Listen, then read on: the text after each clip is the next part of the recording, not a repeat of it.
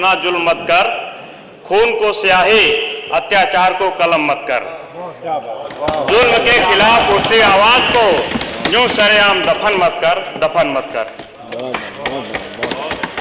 माननीय अधिष्ठाता महोदय, मैं आपका धन्यवाद करता हूं कि आपने मुझे महामहिम राज्यपाल जी के अभिभाषण पर इस लोकतंत्र के मंदिर में पहली बार बोलने का अवसर दिया है। मैं धन्यवाद करता हूं समाजवादी पार्टी के राष्ट्रीय अध्यक्ष जी का, जिन्होंने मुझे व मुझ जैसे कितने युवा साथियों को इस लोकतंत्र के मंदिर में आने का अवसर प्रदान किया है।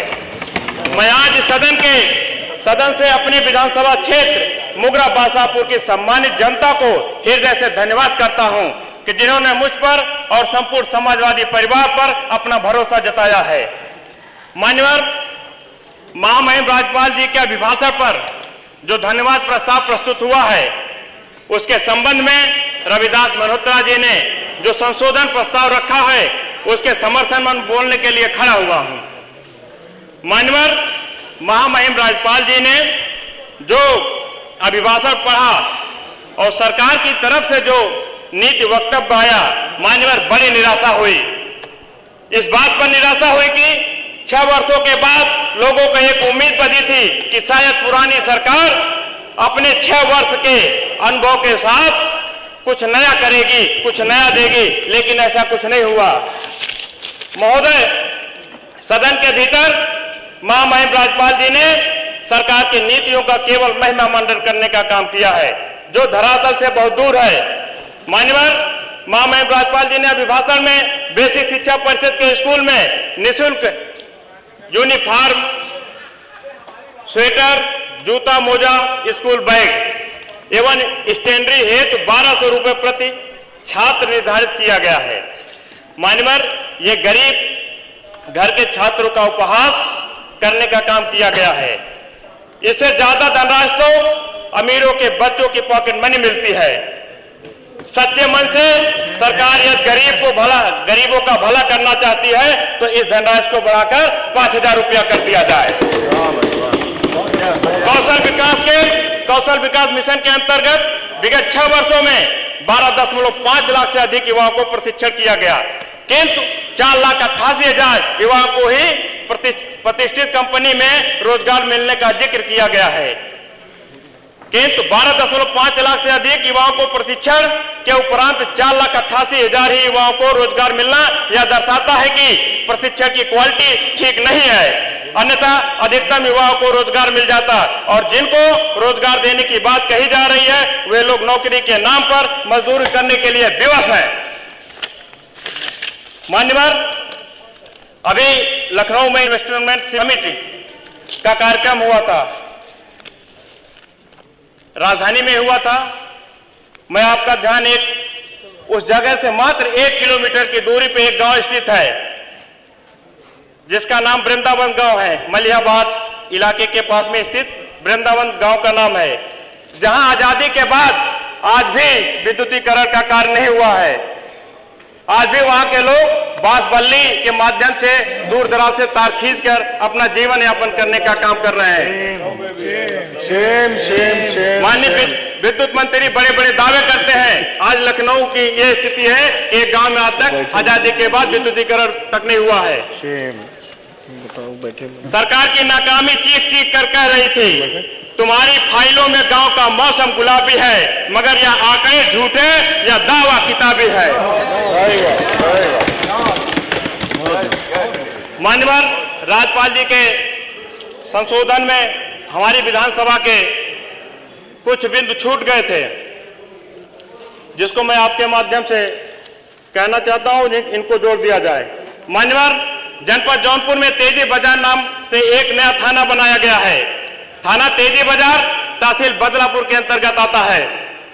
तेजी बाजार थाने में लगभग 21 गांव चौराहा, कटका, अचकचा, बंगालीपुर, सकरा, किशनीपुर, कपूरपुर, बिस्पालपुर, जीरीपुर, धनौआ, बरईपाल, घसीटा, आयर, कानापुर, चकनौबाद, कैथौली, राजेपुर, ठेवनिया, धर्मपुर, भावपुर आदि जो मछली शहर थाना के अंतर्गत आते थे, अब इनको तेजी बाजार थाने में शामिल कर दिया गया है। लेकिन इन गांव की दूरी मछली शहर थाने से लगभग 8 किलोमीटर है, जबकि तेजी बाजार थाने से दूरी लगभग 15 किलोमीटर है। 19 गांव को तेजी बाजार थाने में शामिल किए जाने से आम जनता को काफी कठिनाइयों का सामना करना पड़ रहा है। वहां की आम जनता और वहां के 21 ग्राम प्रधानों की मांग है, और वहां का विधायक होने के नाते आपके माध्यम से मैं भी मांग करता हूं कि 19 गांव को तेजी बाजार में न जोड़ के पूर्व के थाना मछली शहर में ही जुड़ा रहने दिया जाए, जिससे आम जनता को काफी फायदा होगा। मान्यवर, मेरी विधानसभा क्षेत्र मुगरा बादशाहपुर में आज सड़कों की स्थिति बहुत जर्जर है।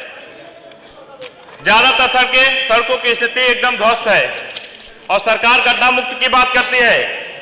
और अभी जो माननीय भारतीय जनता पार्टी के विधायक, पहले तो ये लोग खड़े होंगे, सरकार का महिमा मंडन करने का काम करते हैं, और जैसे ही जब भाषण अपना खत्म करने लगते हैं तो अपने जो हमारे विपक्ष के साथी समस्या गिनवाते हैं, वही समस्या ये भी गिनवाने का काम करते हैं। जब इनका भाषण खत्म होने लगता है मान्यवर, ये भी अपने क्षेत्र की समस्या को बताते हैं कि हमारे क्षेत्र में जर्जर तार हो गए हैं, बिजली विभाग की व्यवस्था एकदम ध्वस्त है, रोडों की व्यवस्था एकदम ध्वस्त है। एक तरफ तो पहले ये सरकार का महिमा मंडल करने का काम करते हैं, और दूसरी तरफ भाषण खत्म करते वक्त विपक्ष की तरह ये भी सरकार से मांगने का काम करते हैं। और मैं आपके माध्यम से कहना चाहता हूं, अगर जिन भारतीय जनता पार्टी के सदस्यों को लगता हो उनके यहाँ विकास का कार्य हो चुका है, तो उनके यहाँ का बजट हमारे विपक्ष के साथियों को देने का काम किया जाए। बहुत बढ़िया, बहुत बढ़िया।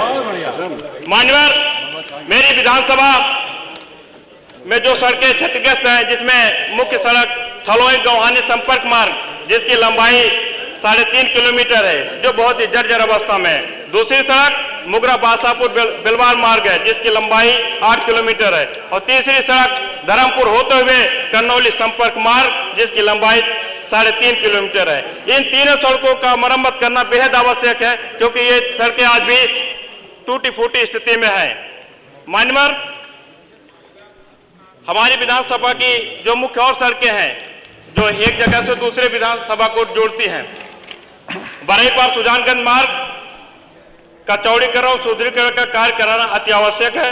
मुगरा बादशाहपुर जंगही मार्ग का चौड़ीकरण और सुदृढ़ीकरण का कार्य कराना अति आवश्यक है। अदारी उचड़ी उचौरा माताडी का सड़क का भी चौड़ीकरण और सुदृढ़ीकरण का कार्य कराना अति आवश्यक है।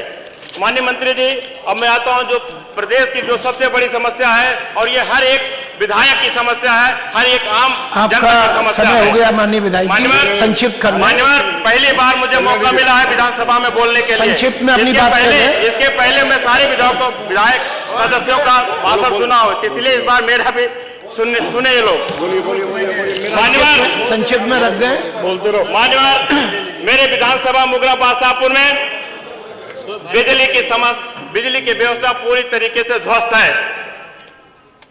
मुगरा बादशाहपुर कस्बा, बरईपार बाजार, सुजानगंज बाजार, मुस्तफाबाद बाजार, बिलवार बाजार, इन जगहों पे आए दिन जर्जर तार की वजह से दुर्घटनाएं होती रहती हैं, और जैसी गर्मी आती है ये तार टूट के गिरने लगते हैं, और उस तार को सही करने वाला कोई नहीं होता है। जबकि माननीय मंत्री, बिजली मंत्री जी बड़े बड़े दावे करते हैं। मैं एक बार उनको अपनी विधानसभा में आमंत्रित करना चाहता हूं और दिखाना चाहता हूं प्रदेश की बदहाली बिजली व्यवस्था क्या है, आप देख के आइए। मान्यवर, मैं आपके माध्यम से कहना चाहता हूं कि इन माननीय सदस्य, वह ओवरलोडेड ट्रांसफार्मर की क्षमता को बढ़ाया जाए। मान्यवर, बस आधा मिनट और। मान्यवर, हमारा क्षेत्र हमेशा उपेक्षित रहा है, वहां महिलाओं की शिक्षा के लिए कोई विशेष व्यवस्था नहीं है। इसलिए आपके माध्यम से अपने विधानसभा मुगरा बादशाहपुर में राजकीय महिला इंटर कॉलेज व राजकीय महिला महाविद्यालय की मांग करता हूं। मान्यवर, हमारे यहाँ बरईपार और मछली शहर रोड पे एक पुल है, उस पुल की चौड़ाई कम होने की वजह से अभी जैसे लगन का और शादी ब्याह का टाइम आता है। समाप्त करें माननीय सदस्य। अच्छा, बस आधा मिनट कृपया की बात समाप्त कर रहा हूं। जी, बोलते रहो। लगन के टाइम पे उस पुल पे इतना जाम लग जाता है कि घंटों, 2 घंटे, 3 घंटे जाम की समस्या बनी रहती है। आपके माध्यम से कहना चाहता हूं, उस पुल पे उस पुल का लंबाई बढ़ा दी जाए और उसकी चौड़ाई बढ़ा दी जाए, जिससे आम जनता को काफी ठीक, राहत हो। समाप्त। और बस एक बात क्या के खत्म कर रहा हूं, लास्ट है मैंने, बेरोजगारी के बाजार का मुनाफा बढ़ता जा रहा है, वही बेबसी के दलदल में हर नौजवान फंसता जा रहा है, सत्ता के नए नए शौक निखर कर सामने आ रहे हैं, गरीबों को हक को सरकारी अफसर खा रहे हैं। माननीय बेचारा बनकर रह गया जो इस देश का गरीब है, नौकरी में वही है जो सत्ता के करीब है। बहुत बहुत धन्यवाद मान्यवर, धन्यवाद।